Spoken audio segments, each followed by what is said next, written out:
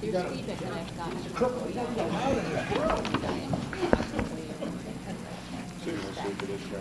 Do I know? No, we don't need it. I can tell you right here. And get what you will with it. I'm just gonna tell you, this is what oil has been previous work happening. It's always up to you what you wanna do with yours, but I just need to tell you what the relevant feedback is. So on the windshield tray, I'll just tell you now, on the windshield tray, we got feedback that, okay,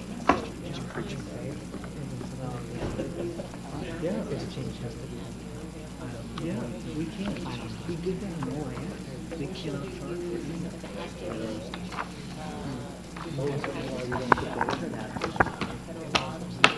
The few, the proud, what, yeah, what is it?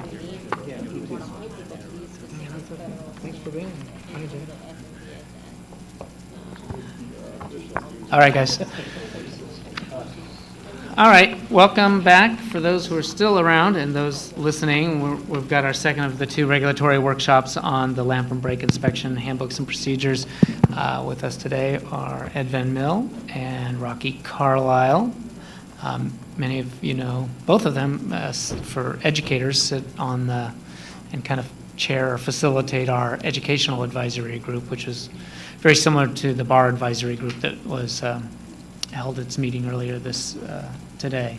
Welcome, both of you, and for those listening in, if you do have comments, again, we'll take them through the address is barmeeting@dca.ca.gov.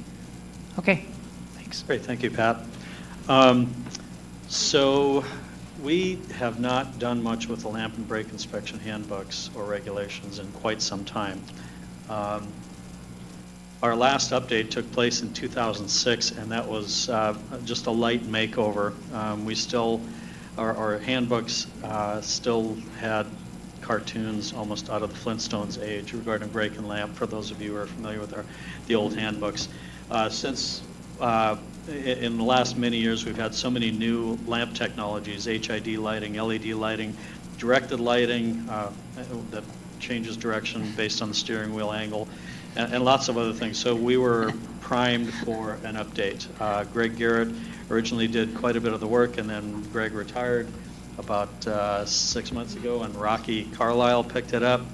And so some of the new inspection technologies that we've looked at for the lamps technologies was laser aiming devices, optical aiming devices, and part of what we were looking at, wanting to incorporate, was some vehicle integrity regarding lamp mounting on salvage vehicles or damaged vehicles.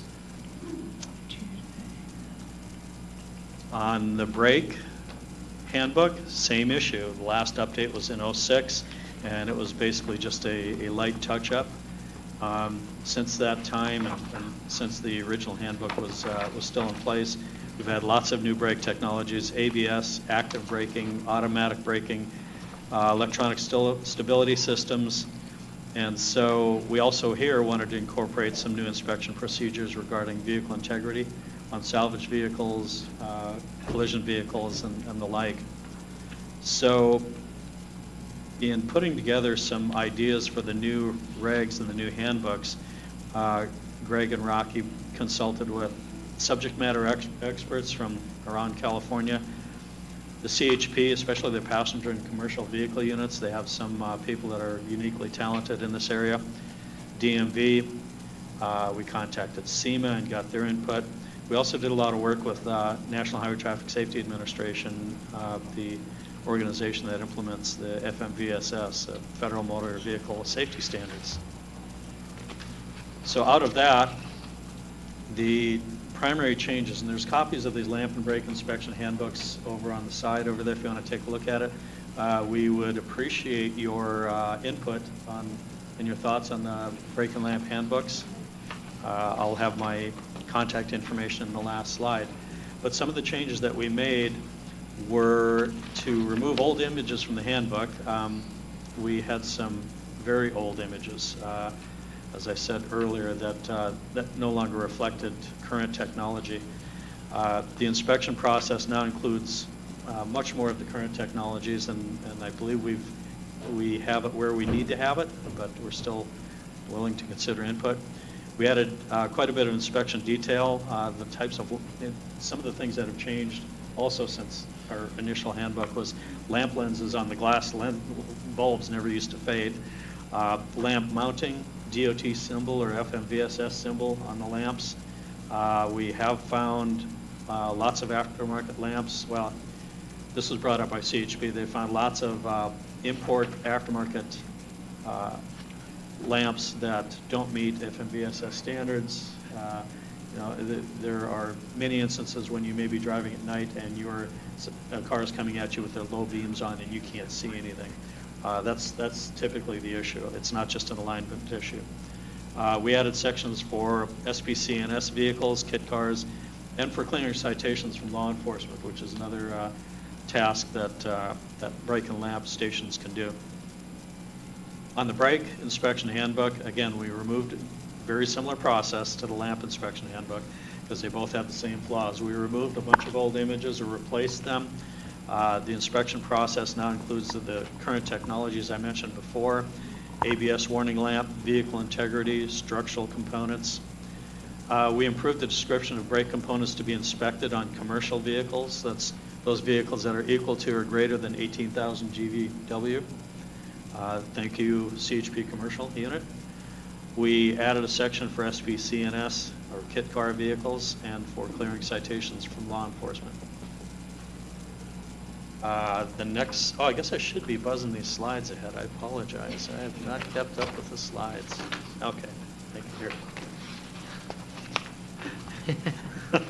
Hey, that's what the two position does. Sorry. Anyway, so these are the newer certificates that we have in place now. There actually are, in the new reg package, there is a newer version than these.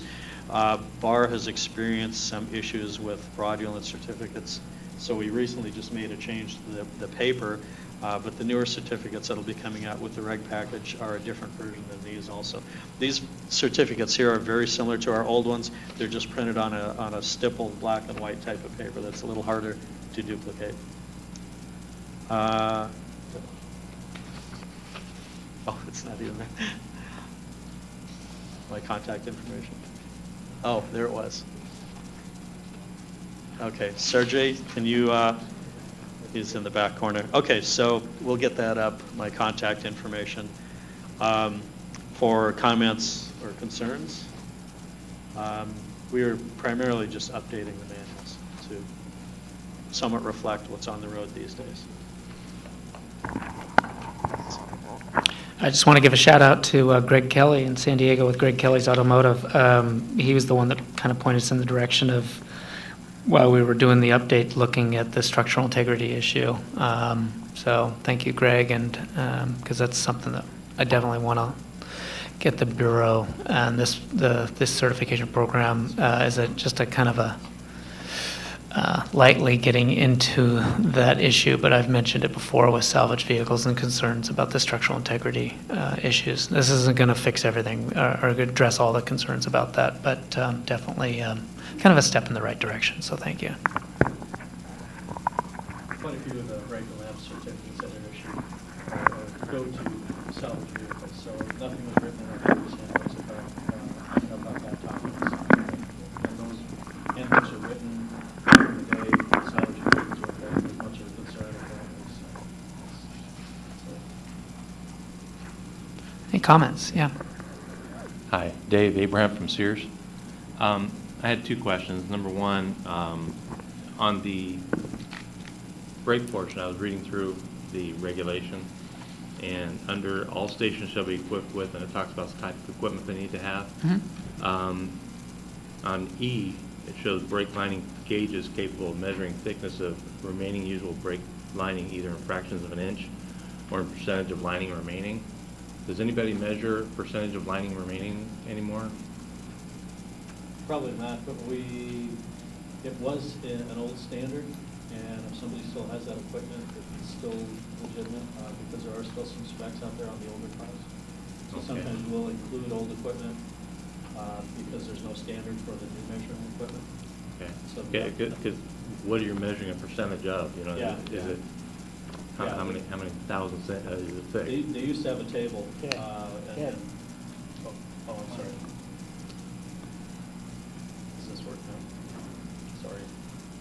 There it is. So there used to be a table for percentage of thickness measuring devices, and if somebody has that equipment and is inspecting an older car, we didn't want to disallow that equipment because on some of those really old cars, there's no tables for thickness. Okay. So, Okay, well, I know when we do brake measurements now, we're always told to use thousandths of an inch. It's yeah, not- yep, You never use a percentage because it's a percentage of what? yeah, yep. Yeah, good point. The second point was on the lamp. Mhm. Is there anything stated in the new manual regarding cleaning of the lenses? Reconditioning of the lenses? It can make a big difference in, Yeah, I think the lenses can be reconditioned and work well. The only downside to it is it doesn't work for very long typically because you've Right. removed the protective coating.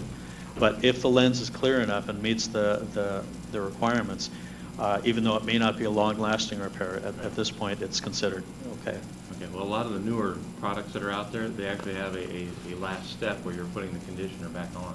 Yeah, yeah, I have no personal experience with that, but yeah. We've been doing them for a couple of years and Right. it works really well. Yeah, if somebody's got a lens that has been cleaned, the way the reg is written, the inspector cannot require them to replace that lens just because of the mere fact that it's been cleaned. If the lens is opaque enough that the required amount of light isn't getting through, then they have to replace it. But if it has been cleaned, that's acceptable. Okay, thank you.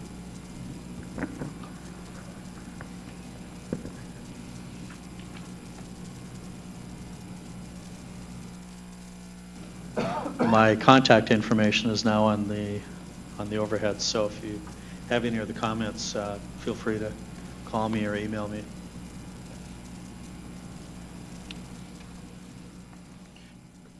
You guys aren't under any time crunch, kind of like the Bar 97, so we can, yeah, comments can come at any time, and there'll definitely be a more formal hearing process once we post the regulations. That won't be for some time still, but we did want to get some initial input. So it'd be good to get comments in within the next couple of weeks, just so we can move forward in that on that drafting and review of the draft by our department and others who look at them before we actually file them. I bet they're pouring in on the webinar. Lots of Daves out there listening in. Oh, sorry. And these documents are both posted on our website for anybody that wishes to review the documents. That's the lamp inspection handbook and the brake inspection handbook. Both are drafts dated September 2016. You can send the comments to Ed or Nina, but Ed was the presenter here, and he'll get them to Nina. It's all works the same, and for the Bar 97 one to Paul or Nina. All right. Any other comments, questions, concerns? You know, I got the thanks for the webcast comment was from one of our own employees. I didn't, you know, it's like, thanks. It really makes me feel good about putting these events on. Thanks, Crystal. All right. Thank you all for being here, or both of you for being here. We kind of wore everybody down, I guess. Maybe we should only have one workshop each time we go through we have the bag meeting. Always appreciate everybody's input on this. It's it's the best way for us to do business is to know what people are thinking before we drop a regulation change on everyone. So yeah, it's good. It's good to get everybody's thinking as we're developing something that's going to affect the industry in particular here. Yeah, Zach.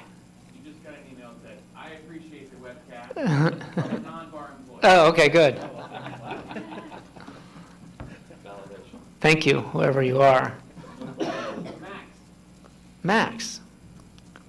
All right. Good job. All right, thank you. We'll adjourn and stay tuned for any other developments. We'll keep our interested parties notified as other regulations are moving through the process. And if there's other workshops, we'll definitely notice those. As I said, probably in January would be our next opportunity to do that with the next bar advisory group meeting. All right, thank you.